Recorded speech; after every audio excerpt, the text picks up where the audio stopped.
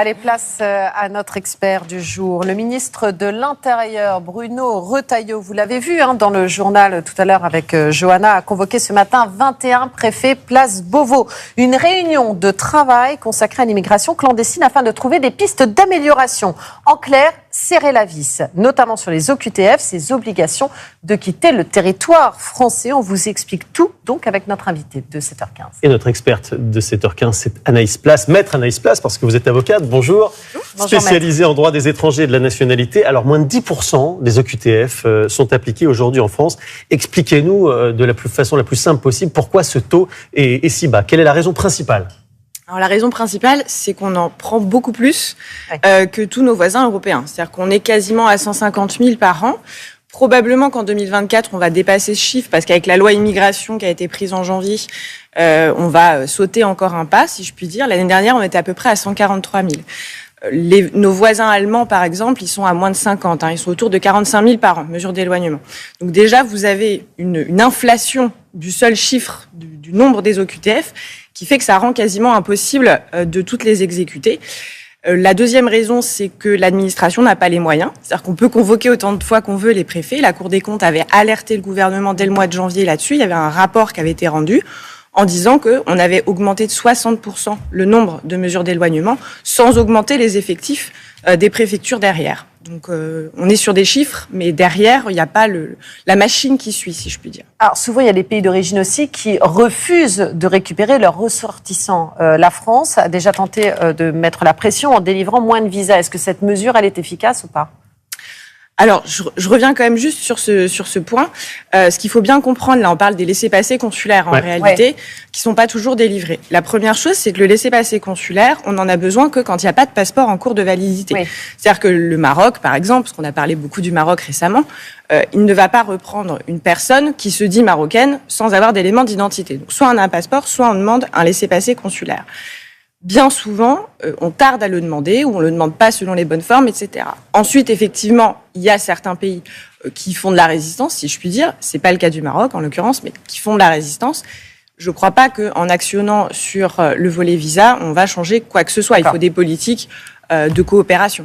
Pour se donner davantage de temps, justement, le gouvernement envisage d'allonger le temps de rétention. C'est 90 jours aujourd'hui, ça pourrait passer à 210 maximum pour notamment les auteurs de délits et de crimes. Ça changerait quoi exactement ? Ça aggraverait le problème. C'est-à-dire que vous auriez il y a à peu près 2000 places sur le territoire en rétention. Si vous allongez la durée de rétention, il y en aura moins qui seront disponibles. On a cessé d'allonger la durée de rétention depuis les années 80. On est passé de 7 jours à 90 aujourd'hui. On était à 45 il n'y a encore pas si longtemps, avec un taux d'exécution qui n'a cessé de diminuer. En réalité, ça aggrave le problème. Bruno Retailleau, il soulève un autre sujet, ce sont les associations militantes qui aident les migrants sur le plan juridique. On voudrait en fait leur enlever ce pouvoir et confier justement cette mission à l'Office d'immigration. Ça changerait quoi ?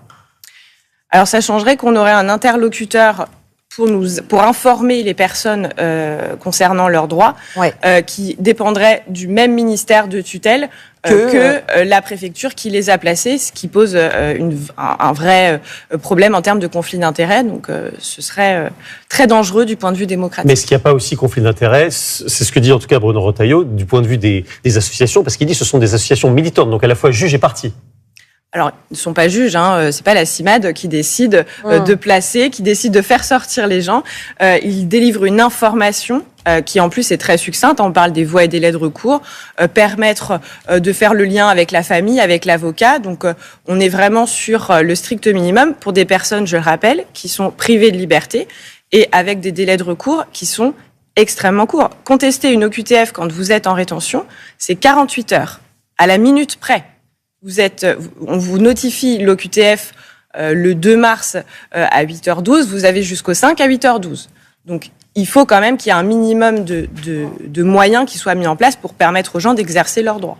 En fait, il y a tellement de recours que les tribunaux administratifs aussi sont surchargés. On parlait des centres de rétention surchargés, les tribunaux administratifs le sont aussi. Ça représente quoi, 41%, c'est ça, des contentieux ?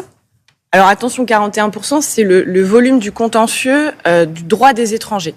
Okay. Aujourd'hui, il faut savoir qu'on a un contentieux énorme qui est lié aussi au dysfonctionnement des services préfectoraux, notamment en matière de prise de rendez-vous, en matière de renouvellement de titres de séjour qui sont impossibles du fait de la dématérialisation qui a été mal réalisée par le ministère de l'Intérieur et qui occupe une place très importante dans ce contentieux. Donc c'est déjà assez difficile de quantifier qu'est-ce qui relève de l'OQTF, qu'est-ce qui relève du dysfonctionnement de l'administration.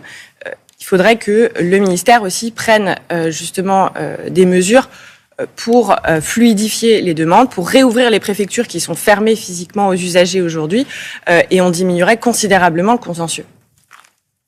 Merci beaucoup Anaïs Place. Merci à vous. Je rappelle que vous êtes avocate spécialisée en droit des étrangers et de la nationalité. Merci beaucoup. Allez, Merci on plonge maintenant dans les archives avec Mathilde Terrier qui nous a rejoint sur ce plateau. Mathilde, on va en parler tout à l'heure avec Olivier Faure, l'invité des 4V.